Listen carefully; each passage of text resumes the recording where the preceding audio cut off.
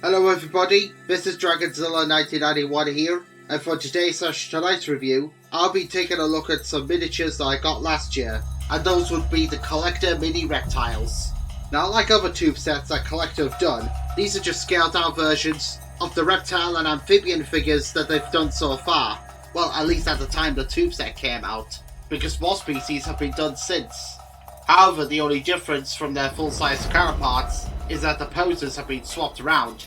If you're a fan of the great David Attenborough like I am, then you may recall that many years ago, back in 2008, he did a documentary series on reptiles called Life in Cold Blood, and after the intro program, he started off with the amphibians, which was land invaders. Then he covered the lizards and dragons of the dry, then after those it was the snakes, insophisticated serpents, and finally he talked about the crocodilians, turtles and tortoises, which was the armoured giants, my personal favourite episode of the whole series. And that's exactly the order on how I'm going to be reviewing these figures. Something that I will say before we get started is that this is actually my second set, because one of the models from the original was missing, so I ordered another set. And who was the missing reptile, you may be asking? Well, that'll be revealed later on. And now with all that out of the way, let's now crack on with the review. So first up are the amphibians. Well, in this case, we have two frogs. So these guys are not reptiles, but the amphibians did give rise to the reptiles, and they're also a transfusion between land and water, hence why they're also known as amphibious. The first frog is the Darwin frog, and admittedly, I didn't do any research on the Darwin frog before writing the script for this video, and when looking at this fellow over, I actually thought that it was a toad at first, but toads are bigger and more bulkier. However, I will say that it has a nice paint job, being green, which is one of my favourite colours, and I also do like the mini head crest above the eyes, kinda like Allosaurus, which is what it reminds me of, as well as its rough looking back. Like I said, I don't know much on the Darwin frog, but it does look nice.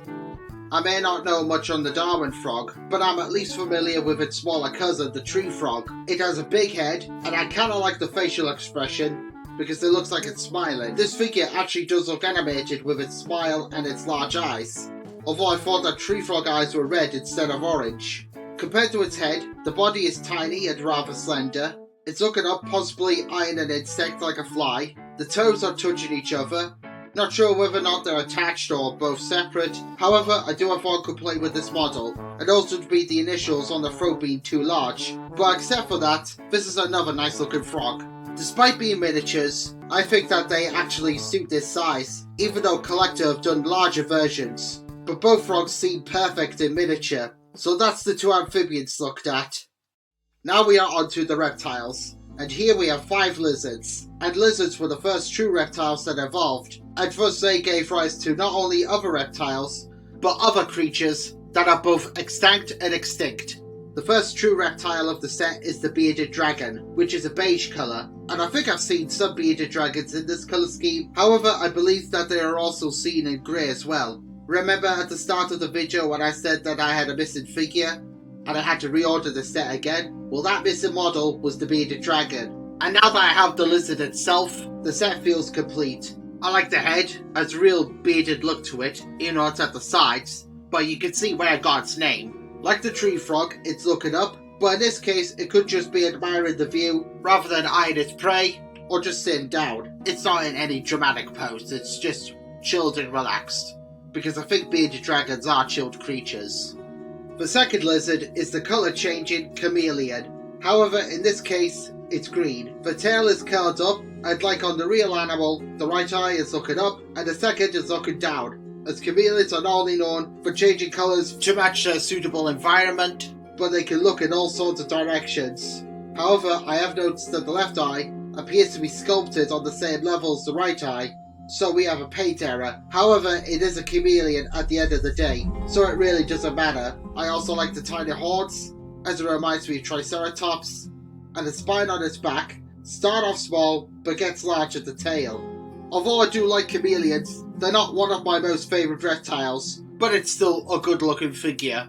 The third lizard in this group is my all time favourite, which is the Komodo dragon, or king of the lizards as I call it. Even in miniature, this is still an awesome looking creature. Like the larger counterpart, the mouth is open and its tongue is sticking out, Perhaps it's defending itself from a threat or chasing the air for dinner. Out of all the lizards, the Komodo dragon is one of the best looking figures, and it does make me wish and hope that one day Collector announced a deluxe model of Megalania for their prehistoric line. In fact, this miniature is so incredible that I actually do plan to get the full-size counterpart someday. Next up is the strangest looking reptile of all, which is the Thorny Devil.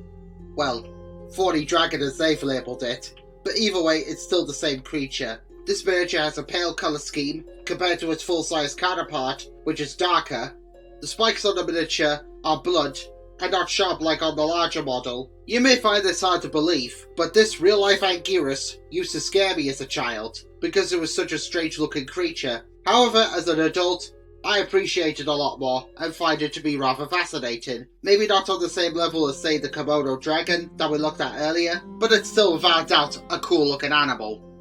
The final lizard is the Australian frill-neck lizard, and like its full-size counterpart, it has its frill stuck out, because they do that when they are threatened by a predator. If the frill is down, then it would look like a generic lizard, as frill-neck lizards do appear as ordinary lizards when the frill is down. So this figure, like many other frill necks, has its frill out. I do like the paint job, being a reddish brownish tan sort of colour. Also the tail is raised up. Not certain whether or not frill necks can do this, or it's just a model exaggerated, but either way it looks epic, and it's definitely up there with the Komodo dragon and some other figures that have yet to be covered. I don't know the best for the set. I really do like the lizards, especially the Komodo dragon and frill-neck lizard, which are two of my personal favourites from not only the set, but in general as well. And Collector have done an excellent job on these 5 representatives of lizard kind. Next up, slithering their way onto the stage, are the snakes, which are only represented by 2 species, those being the anaconda and the cobra. The anaconda is the biggest snake in the world, and Collector have made what has got to be the most awesome looking miniature in the entire set. I've even seen the larger model on few occasions, and yes, I do plan on ordering that at some point in the future. Its body is coiled up and has its head raised, as I imagine that it's attacking a prey item or defending itself from a carnivore. The mouth is incredibly well made for a miniature. This is another wonderful model, but I do unfortunately have one criticism. You see, the anaconda is pretty well known for having patterns run across its body, and you see this on the larger figure and even the Schleich model, but unfortunately this miniature doesn't have these.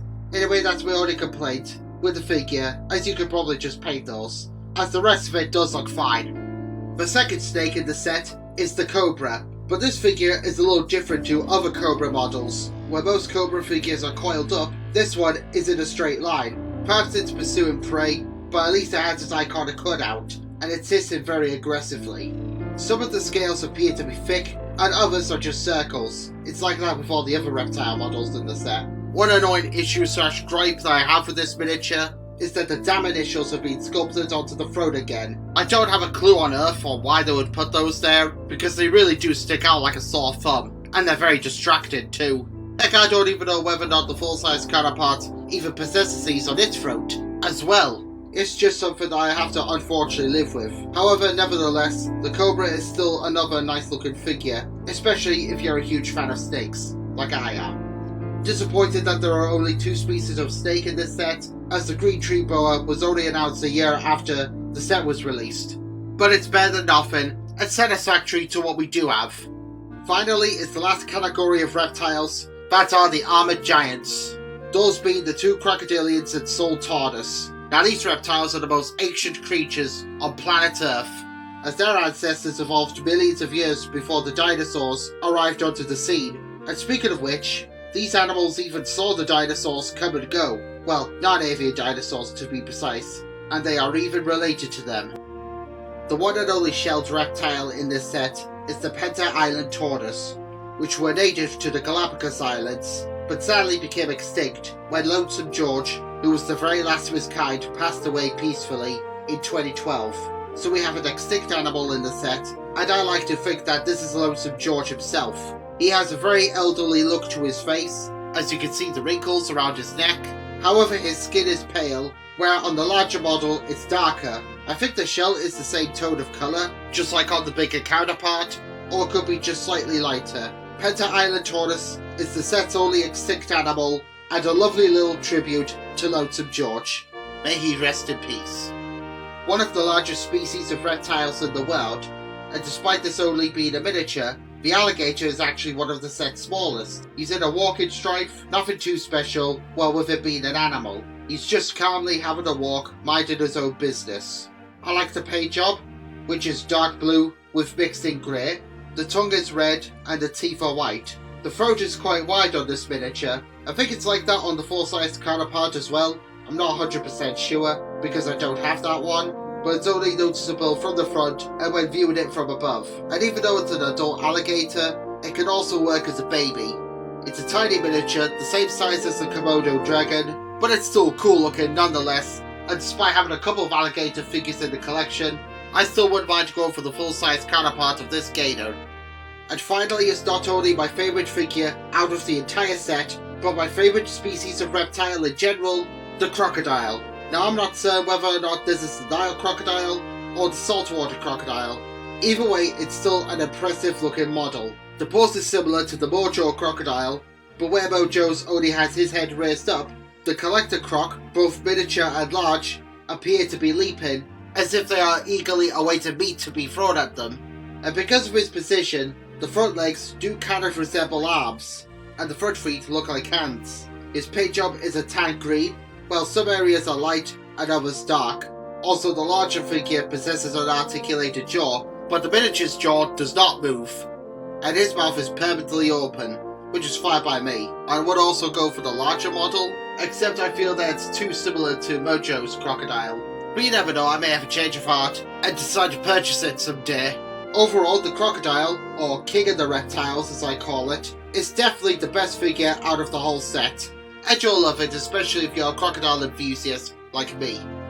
These ancient reptiles have remained unchanged for millions of years, and they definitely make the set feel complete. Pity that there's no sea turtle, but oh well. There's plenty of miniature sea turtles out there on the market. However, it's no loss because these guys are three of the best. And that's it for tonight, everybody. That was my look at the Collector Mini Reptiles. A nice little tube set, and highly recommendable, especially if you are a reptile fan / enthusiast like I am. Now I love every single one of these figures in this set, and there isn't one that I don't like, nor do I dislike, / nor care for. So the ranking this time was actually quite hard, but I figured it out. Anyway, from least to best, my rankings are Tree Frog, Chameleon, Thorny Devil, Bearded Dragon, Darwin Frog, Cobra, Australian Fieldneck Lizard, Alligator, Anaconda, Komodo Dragon, Penta Island Tortoise / Lonesome George, Crocodile.